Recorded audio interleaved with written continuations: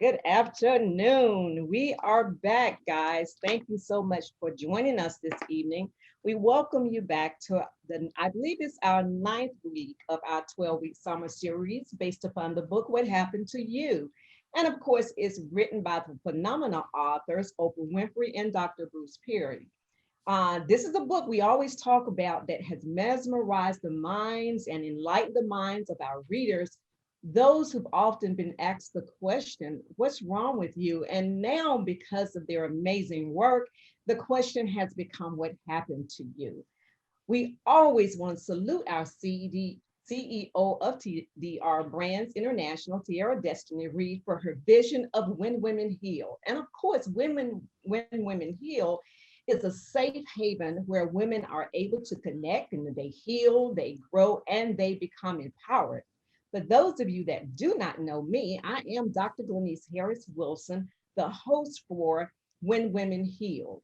I am an associate professional counselor, pastoral counselor, and a professional coach, where I am the founder and CEO of Living Connected LLC. We invite you on behalf of Tierra to join the Facebook group When Women Heal, as well as please visit our website at whenwomenheal.com. So today, guys, we are so excited to have our amazing guest, Vivian A. Carroll, in the house. Welcome, Vivian. Thank you so much for joining us. I am so glad that you're here. I appreciate it. So welcome. Thank you so very much. I consider it a great privilege and an honor to be invited to this platform. Thank you. Thank you. And I know all of our sisters are happy that you're here as well. And I know they are patiently waiting on this interview with you tonight. Well. All right, so let's get started. As you know, we have been talking so much about our book, What Happened to You? And every week we have had some amazing women that have been transparent and just voluntarily shared their truth, the truth that they have walked in throughout their life, the truth that they have walked in and witnessed amazing, amazing milestones. As our book states, trauma, resilience, and healing.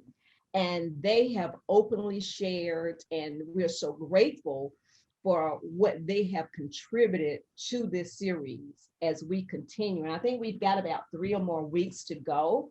But every week we are enlightened, and it creates an opportunity for us to be able to present not only to our community, but to present to the world what women not only go through, but on occasion, what some may be still walking through, and on the other side, the healing that some have received. So tonight, we want to give an opportunity to you, of course, to kind of share. If I say to you, Vivian, talk to me when I say, what happened to you? How do you relate to that? Wow.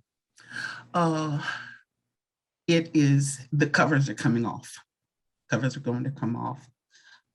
Like many women of my era, my age, 67, born in Mississippi, in a very, very small town. In fact, I was born on the plantation where my grandfather was overseer. So, horses, cows, pigs, just the whole works. Children ran around loose, it was everybody, everywhere. And I can remember things happening as a very, very young child, in fact, like 18 months old. But your question was, what do I think when I hear what happened to you? I'm thinking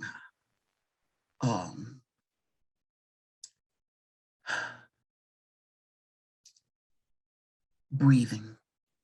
I'm thinking breathing. Many women of my era didn't talk about the things that happened to them. And I just appreciate the opportunity to share. Vivian, you were telling us about how you grew up on the plantation. So take us back to what that journey has been like or was like. Growing up on the plantation, there were lots and lots of cousins around, lots and lots of children around, lots and lots of family, aunts, uncles, cousins, just everybody, all over the place. And there was ease, there was a freedom, you just moved around, it was good. It was good. There was, like I said, livestock. There was it was fun too. It really, really was fun. I enjoyed where I was. I really was. I had my grandfather, my grandmother, my mother, my cousins that I loved, aunts and uncles. There was a community. My grandfather's brother, my grandfather's sister, their families lived in houses and on the same, on the same property. Yeah. I've seen So it that was fun. before. It was fun. So when we talk about what happened to you, and of course the book has dealt with trauma, healing, all these type of life obstacles and struggles. But am I safe in saying that you were kind of on the opposite side of that spectrum where, as you were talking, I heard unity, I heard family, I heard connection, I heard love, I heard honor, I heard uh, empathy, commitment. So can you say that you were kind of on the other side of what we really been talking about these last few weeks? That you saw something a little bit different? You're shaking your head. No. So take us down the other road. No. There was sexual abuse from the time I was a toddler. Wow. I'm a toddler. I remember being held up against the garage wall and penetrated by two male cousins. How old were you at this time? 18 months, 2 years old. Oh. Yeah. Yeah. So being 18 months, 2 years old, of course, at that time, you definitely didn't know what was going on. You didn't know right from wrong. No. You didn't know get away from me. You didn't know sex. No. You didn't know molestation. No. None of these things. No. When you became aware of that, how old were you?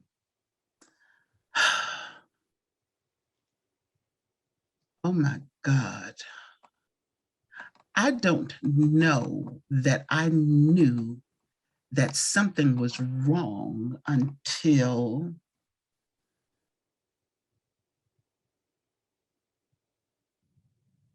maybe around 7 or 8, 6, 7 or 8, somewhere around there. Because most of us, I can say I remember as far as when I was 4. So let's go back down to revisiting, if you don't mind, that little Go right ahead. At the age of about 7. So here you are, 7, 8 years old. Was it that somebody told you what happened, or did something trigger you and say, oh, that's what that was?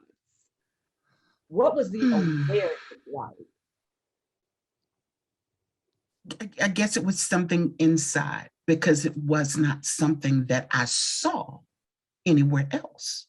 I didn't see it anywhere. It wasn't a normal, natural part of everyday life.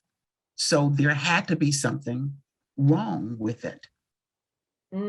So when you were about 7 or 8 and you became aware that this unhealthy act, this abnormal act, this indecent act had Mhm, mhm. transpired, did you share with anyone that this is what you thought or something told you, or did you keep it hush hush? Kept it quiet. I said nothing to anyone. Said nothing to anyone. And the persons that actually did this to you, did you ever confront them at any point in your life, or No, have you confronted them? no. Did you ever share it with anybody in your family? Yes, Okay, yes. tell us about that. Um, I'm going to relate a story that I remember during the time I was of innocence, that age of not knowing. Um, I went, I walked back to the house. This happened in the garage. I walked back to the house and I remember that there was something in my underwear, and my mother saw it in my underwear. And the only thing I remember was, what is this? What is this? And that was all. That was all that I knew was said about what happened. Mhm. Uh, um, so you were asking if I told anyone. I have talked with siblings about what happened. Mhm. Uh, I knew that something in me told me that the adults in my life knew what was going on. There was, like I said, I was innocent at 2, 3 years old. I didn't know what was going on. And again, when that happens to you at that age, it it does something really, really different. It makes you understand it at a different way. I didn't know that it was not normal until I didn't see it going on. But you ask if I told anyone. I didn't tell anyone, but I have talked about it with my siblings. And what was the response like? What was the conversation like? Take us into that whole piece of thoughts, feelings, and behaviors. The conversation with my siblings. Mhm. Okay. Uh, because it was many years later that I told them, I'm thinking of a number of years, it was decades Mhm. later that I Mhm. spoke with them. They were in horror and unbelief that it happened. Mhm. They Mhm. were in horror and unbelief that it happened. Um, yeah, but that's not the only trauma that was going on that created this unreal atmosphere for me growing up. Along with that, uh, my father was very, very abusive to my mother. I mean, it was really very, very bad. Uh, yeah, he would beat her really bad. So as a young child, dealing with that, um, there were some things going on that I just could not make any sense out of, And we say as a things child. as a themes. What were the themes? things going on, Uh-huh. What were the the things? the abuse, the beating, Mm, the rage, the anger that my father had. mhm, Um, it just didn't make any sense. And I do know now that he was battling some demons, some really, really serious demons. Being uh, Black, being I mean, in the deep South, where if the white man walks on the sidewalk, you get off the sidewalk to let him pass. Uh, you're trying to put food on your table for your family, and the only thing you can do is haul puffwood. Or sharecropping, that kind of, that kind of thing. So he was battling some real demons that he never got, delivered of. mhm.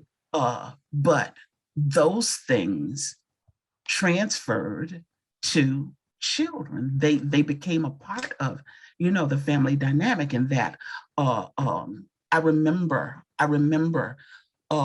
being 3 years old in New York City.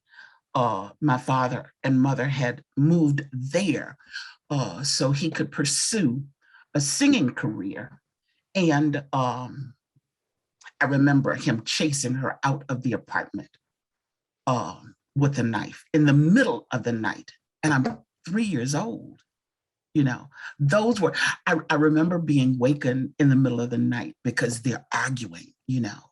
So, So, as a very young child, you see abuse on many levels. What was the turning point in this abuse? What was the turning point that you didn't hear any more about sexual abuse? Or what was the turning point that your mother never encountered the domestic violence anymore? What has been what was the turning point of those events? there was a night, I was 11 or 12 years old, and we were in bed asleep.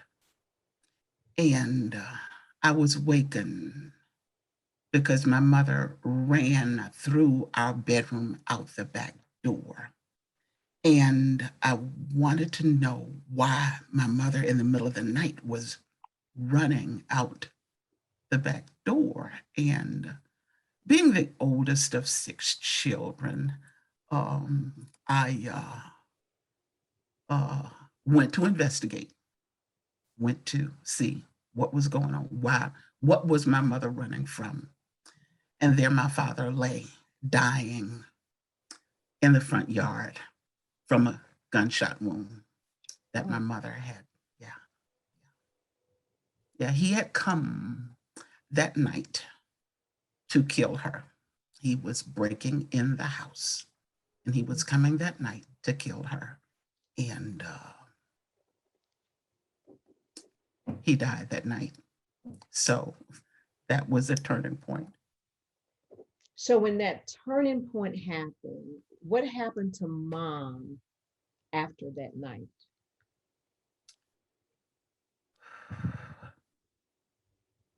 What happened to her? She raised 6 children by herself. She put 6 children through college Mhm, by herself. She worked day and night to provide for us. mhm. And yeah, what happened to her?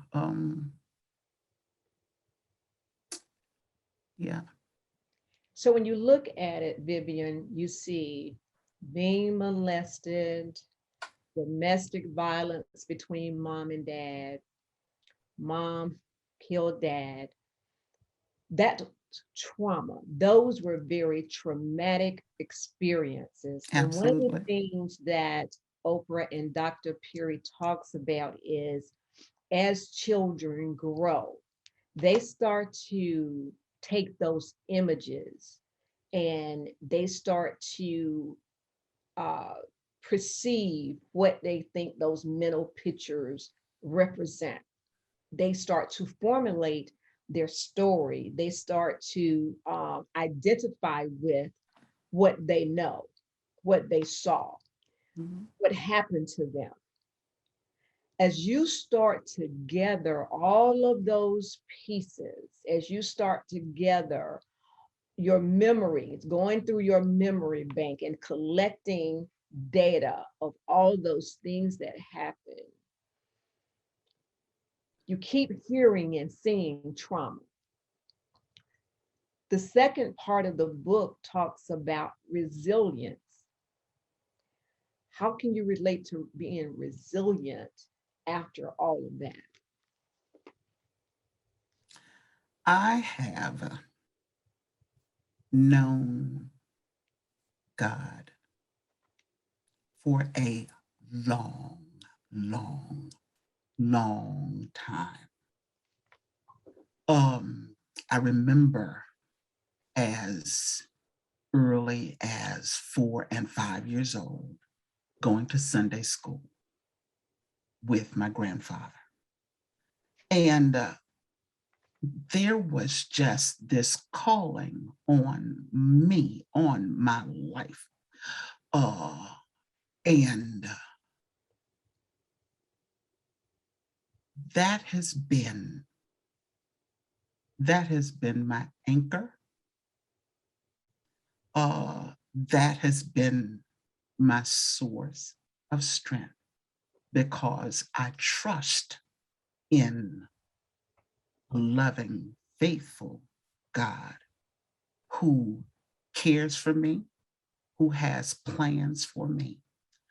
Uh, in all that I've gone through, in all that I've gone through, uh, I do know that I believe and trust in Him and that He's brought me through.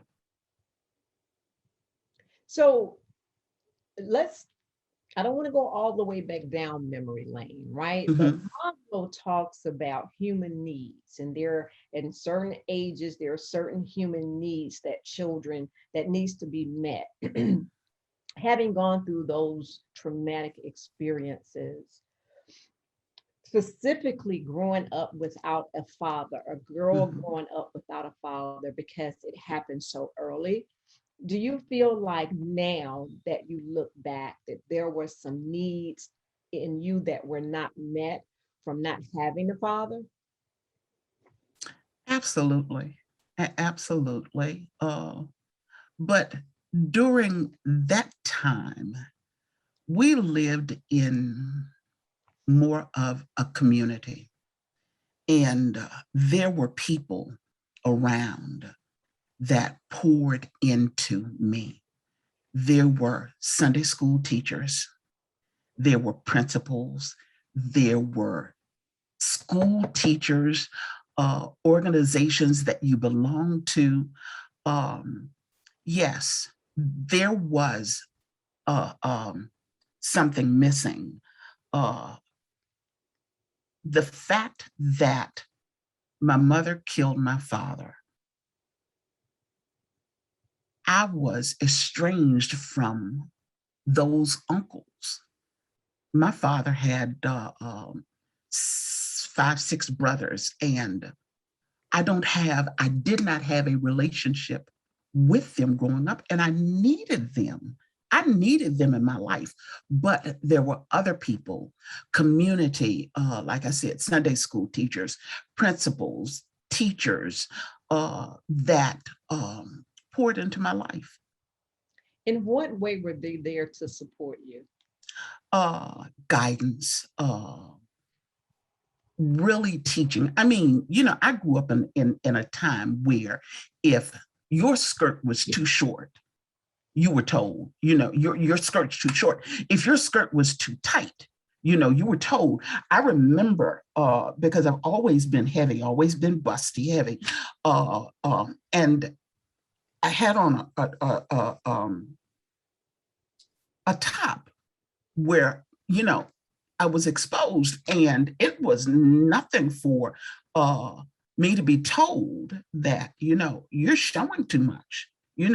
I grew up in a time where if you're doing something around the corner from home, the neighbor would tell. So it manifested itself in my life in supervision. In that there were people that were watching out for my good, even because I received um, opportunities. I'm a church musician, so I've Awesome. been playing for I've been playing for churches since I was in junior high school. I appreciated so much the opportunities that I had to uh, uh, use gifts and talents that I have. I appreciate, and I tell you, church, BTU, Sunday school, youth group, it was just a different time. It Yeah. was a different time. So having that community support, and there were some things that you still needed that you would have hoped that you got from your father, right? Hmm. You Hmm. had the community support, but tell me about your relationship with mom. How was your relationship with your mother as you grew up from that 11-year-old girl all the way up? Uh, I watched my mother work hard, and we worked hard too. We worked hard too. She instilled in us a work ethic. I watched my mother, beautiful. I mean, mama is fine to this day. Mama's still fine. Uh, could have left us, 6 children, could have left us. Uh, but she worked hard, again, to put food on the table and clothes on our backs. Uh, she sacrificed, she denied herself maybe things that she wanted to make sure that there were things that we had. We had what we needed. Mhm. And I appreciate that. I really, really, really do. Mhm. Um, Having gone on that journey, and let's kind of fast forward. Okay. You always knew Christ. Hmm. You always, as early as you can remember, you had that relationship with God. Do you ever feel like there was ever a time in your life that you felt Vivian was not pleasing God? Because you had seen so much trauma, you had seen so many things that was unhealthy behaviors, um, traumatic experiences, devastation. You had seen as much of the bad things that you possibly could have seen and experienced. So, was there ever a moment? Because when we first enter into the life of Christ, we try to live it perfectly. We try to not be so mistake prone, right? But then sometimes we have those moments. We have those moments. So, was there ever a time that you felt, God, I'm not pleasing you, or I know I'm not doing things according to his will or his way? Absolutely. Absolutely. Um, this Christian walk is a process. We don't, like you say, uh, get there immediately. It does not happen that way. One thing that I've learned is that you have to know God. You have to know the nature of God. Um, and one thing I know about him, one thing that I've learned about him is that he is love. He is a forgiving God. Um, and yes, I have disappointed him. And I still feel like I disappointed him because I am performance oriented. I'm a musician. I want people to like me. I want people to be pleased with what I do. And I definitely want the Father to be pleased with me. But I've learned that God is not disappointed by the things that we do because he's all knowing. He knows that I'm going to. He knows my frailty. He knows my weaknesses. If, yeah, he knows. And just knowing the nature of God, really knowing who he is, what he will do and what he will not do.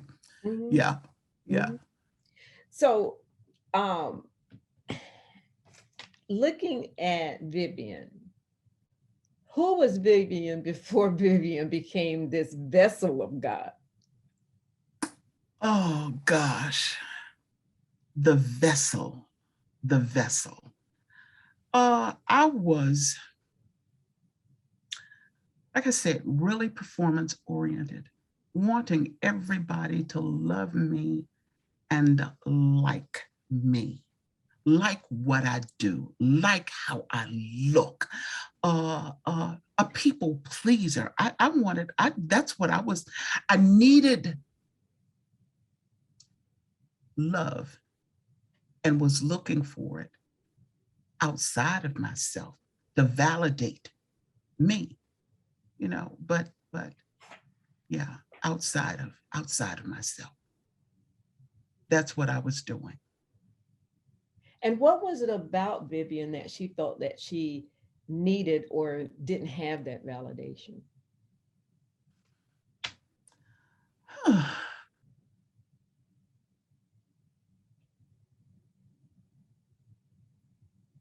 What was it about me that made me feel it was just inside of me. I'm telling you, the whole performance thing, the whole judging thing from being a musician. Uh, and I guess part of that is my judging. So you were judging We yourself. would if I go to a concert, if I went to a concert, if I hear a musical performance, I'm always critiquing it. I used to pray, Lord, why? Here we are at a concert. We've spent money on tickets, and I can't enjoy the concert because I'm critiquing, the concert. So maybe it comes from that in me, that I project that Mhm, in the way people look at me. mhm. I'm very curious about something, Vivian. I work with people with depression, anxiety, trauma, stress, all of these things every day. Mm-hmm. One of the concerns I have about most of my clients is making sure that they don't have that mental, emotional relapse. Okay. When you have gone through traumatic experiences such as yourself, there might be something that triggers that they can have setbacks. You can have emotional and mental setbacks. What would you say to a person? Um, and maybe it's something that you do yourself that you don't fall back based upon the trauma that you've experienced. What would you say to a person that will prohibit them from having those moments of relapses once they have gone through such trauma?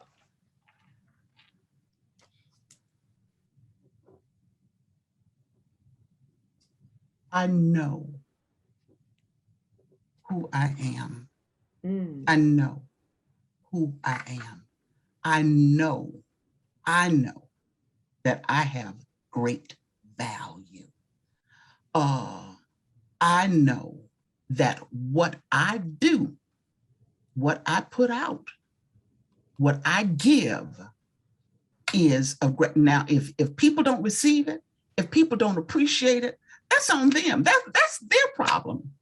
But what you get from me you get you get good. Uh, I am uh, I am my worst critic, but I am also my best cheerleader. I am. I really am. I'm my best cheerleader. Uh, I can talk to myself. I can pull myself out of a hole. Um, I I mentioned that to you maybe before the live that I was married. I was married for 42 years, and my husband died, and that was traumatic for me. Really, really was losing my husband, and I have uh, spoken with the therapist Mhm. um, with regard to where I am in life, that kind of thing, because my whole world was changed. I mean, it was Absolutely. changed, and um, she suggested some things, and of course, she asked, "What do what do I do uh, to help with my emotions? My mental soundness, that kind of thing." And my prayer life has increased. So in that time, God really spoke to me. He really, really did, in ways that he had never spoken to me before. And there were two things that he spoke to me. One was, trust me Mhm. and don't be afraid. Trust me and don't be afraid. Uh, I use lots of things. Scripture. I will. There are scripture meditations on YouTube. Mhm. One is my favorite one is fear and anxiety scripture meditations, and I think the first scripture that comes up is Philippians chapter 4, verses 6 and 7, where it says, "Be anxious for nothing. Don't worry. Don't stress out about it." Um, yeah, those kinds of things. Mhm. Uh, keep me, keep me, help Mhm. me. Yeah. A lot of times, my clients often, or I recommend more times than not, that they do affirmations. Mm-hmm. Mm-hmm. If you had to give yourself an affirmation or live by an affirmation or say an affirmation today to help you through moments, what would that be? My ladder will be greater. Oh my gosh. My ladder will be great. Though your Will beginnings be are greater. though your beginnings are small, your ladder shall greatly increase. Yes, yes, and I believe that. I believe that. Absolutely. Um, uh, I do know that we have not seen anything yet. We Mhm. haven't seen anything yet. I've Mhm. got something waiting for me that is beyond what I can even imagine, what Mhm. I can think of. I'm grateful for now. I'm grateful for right now. But Mm. I do know that my ladder will be greater. And as we say, all things work out for the good. Mhm, mhm. And we already know how Oh, much you love yes. God. And because of your love, your obedience, and your commitment to walk in his light, we can only imagine your journey on this side, Yeah. right? One of the things I noticed in your bio that when I read it, I smiled, and you talked about your sense of humor. How do you use your sense of humor when someone is sharing their burdens or their heartaches or their pain? I really don't use sense of humor. Then I'm really bad at that. My sense of humor is really, really dry. I love for people to talk about themselves. I love for people to be comfortable with who they are, where they are, because with me, Mhm, you're safe. mhm. You're safe. So I don't use humor at all because my sense of humor is really, really dry. I do love to laugh. And seeing the joy in others, seeing the laughter in others is great reward for, great reward for me. It is. You taught school, and you're a retired teacher, is that right? Yes. And I'm sure the many students that you've seen come through those doors, you understand trauma as a child. Did you ever find yourself trying to protect the children? Always.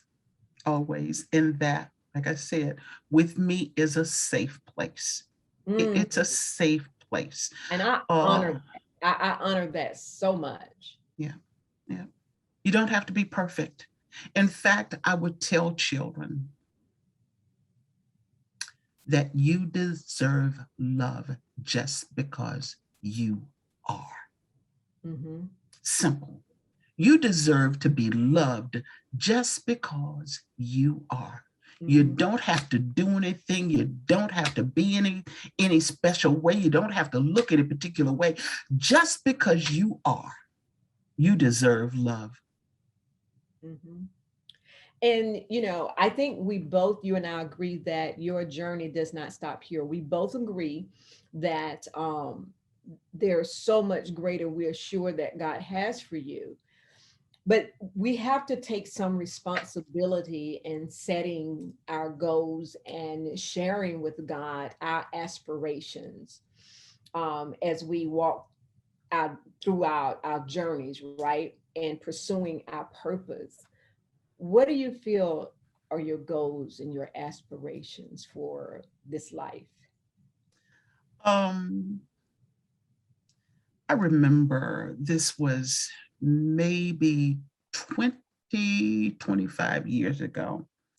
I was in a women's group meeting. It was our women's ministry meeting. And we were asked, where did you see yourself in so many years? Or what is it you were wanting to attain? What were you aspiring to do? I mentioned that I watched my mother sacrifice. Hmm. That's what I know. That's Hmm. what I know. Hmm. Her sacrifice meant love. She wasn't perfect. She didn't do everything right, but I watched her sacrifice for us. That is a love language for me. Mm. Sacrifice is a love language for me. So uh, the question was, what is it you want to be there for my loved ones, to be able to support them in ways that they need? If it is emotional support, I want to be that. If it is financial support, I want to be in a position to do that, you know. Spiritually, I want to be able to do that for them. Physically, I want to be able to do that for Mhm. them.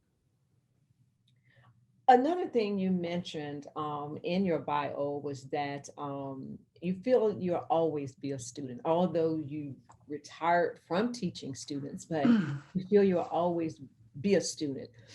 How do you feel being I call it a lifelong learner? mhm, I'm a lifelong learner. I think mhm. there's always something to learn, and I'm always looking for a class to take, a certification here, or but how would being a lifelong learner benefit you?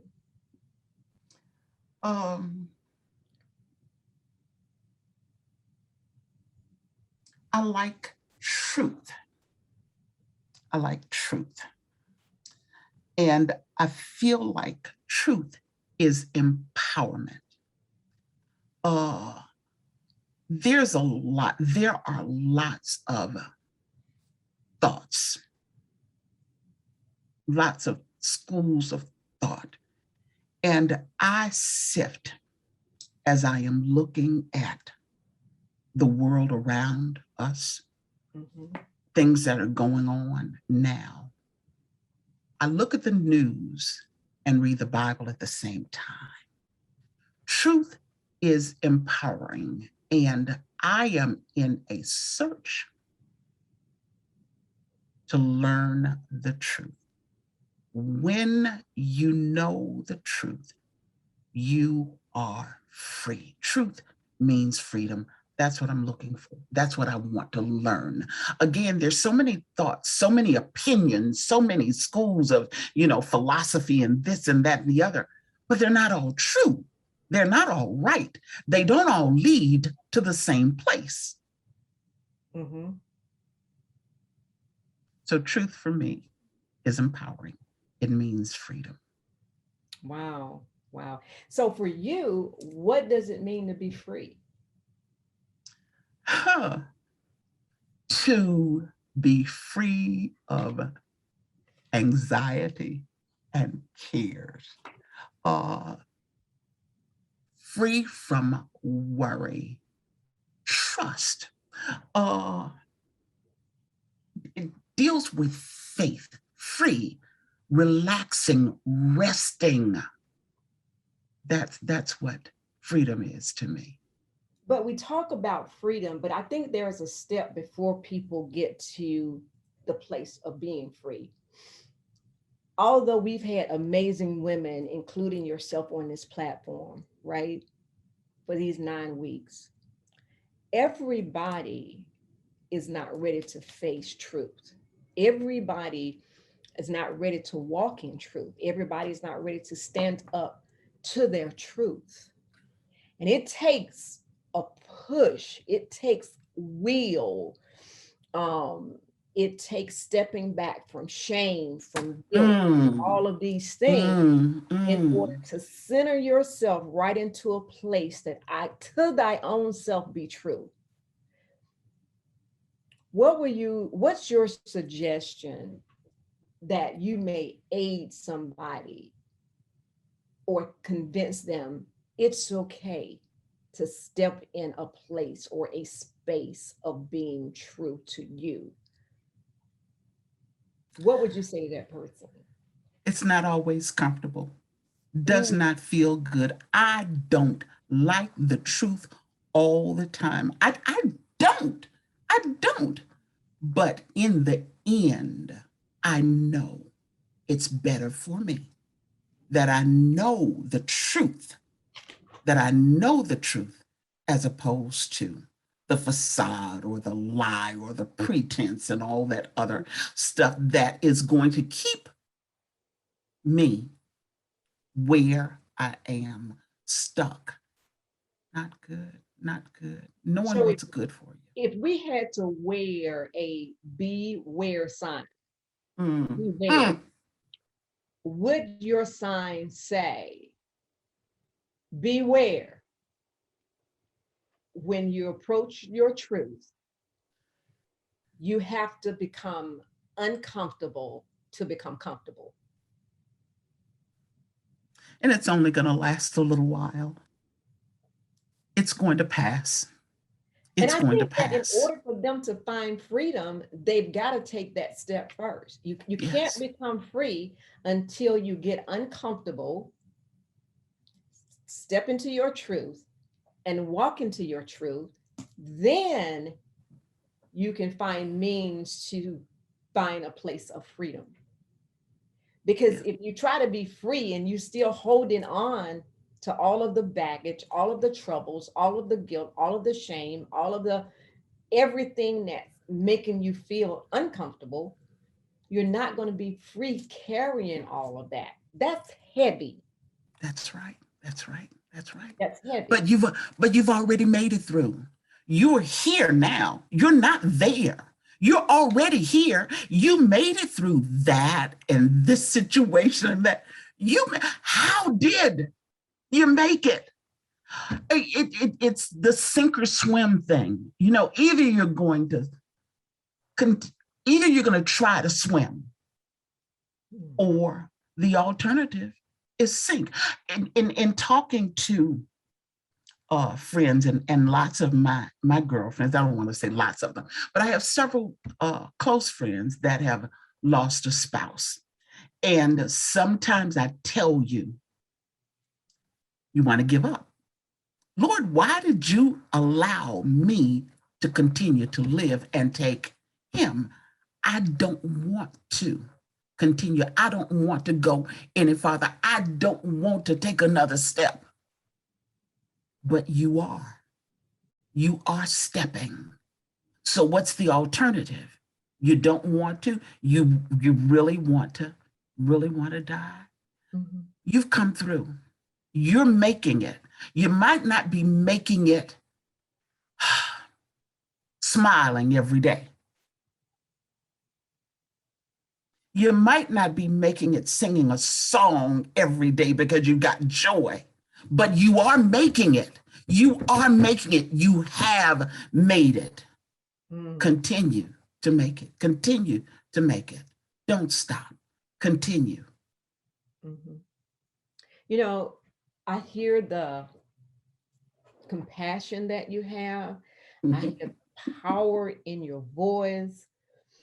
I'm so certain that there are people that are in dire need. I didn't say need, but that are in dire need to just hear you say, you can make it.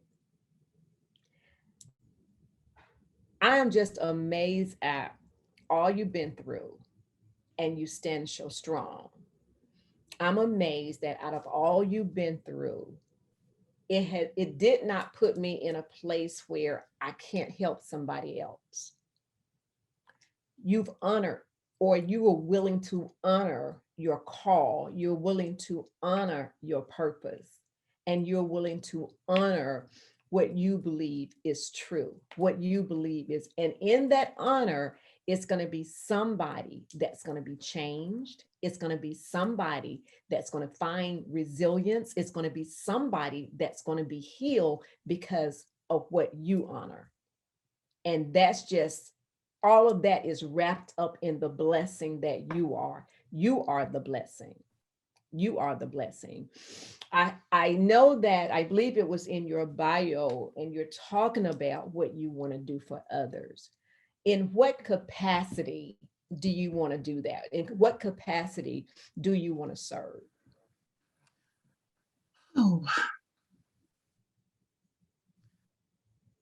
I have always filled a need. Whatever comes up, I try to meet the need. So if there's somebody, so if the need is sweeping the floor, if the need is cooking the meal, if the need is financial, if Mhm. the need is encouragement, if the need is you can call me at 3 o'clock in the morning, you know, I might not be able to do anything but cry with you, but I want to fill the need. Mm. That is so awesome. Vivian, we appreciate you so much. I appreciate you being so transparent, especially when you have no clue what this conversation is going to entail, right? But I thank you. I thank you for your truth. I thank you for your willingness to tell others that they're able to make it through. All they have to do is trust and believe. I am just so grateful that you allowed yourself to join me tonight, although we had some technical difficulties. But it's the message behind the woman. It's your message behind you. And I'm so grateful that you were willing to share. Before we close our session for tonight, our series for tonight, I'm going to ask people if you will please go to our Facebook and join When Women Heal community on behalf of Tierra Destiny Reed. Also, please go to our website, whenwomenheal.com, and visit us. Every week, Vivian, I always end our night with a fun question. And it's funny because I don't even remember. Maybe you put it in your bio about you being a musician, but I don't recall that piece. And it's funny when I was thinking and trying to decide what fun question I was going to ask you tonight, I was like, oh my gosh, when you said something earlier about being a musician and how much you critique yourself. So your fun question for tonight is, what gospel song best describes you? Oh, goodness. What gospel song best describes me? Oh, of the many, many, many songs that I know.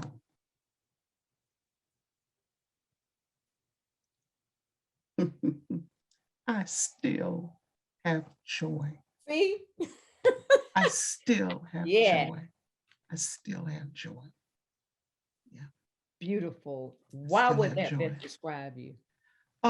Because I do. I really do. The joy of the Lord is my strength. And I do, as I look at situations, as I look at what many people struggle with, I'm thankful. I really, really am. I am, you mentioned a vessel. I am an earthen vessel. I'm made of only clay. I know who I am. I know my propensities. I know and in me dwells no good thing apart from what God has deposited in me. And I'm telling you, I know the truth. I know the truth of his word, and I trust his word. I trust his word, and I still have joy. Yeah, yeah. I ain't gonna start preaching. I ain't gonna start preaching.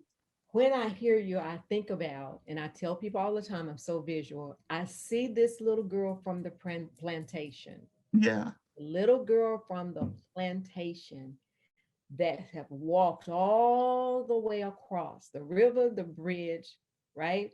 Mm-hmm. And here we now have this beautiful flower God that bless you. has blossomed God bless you. right God beneath bless the you. Son of God. God bless I you. am so, so grateful. God Thank bless you you. again for being here with me tonight.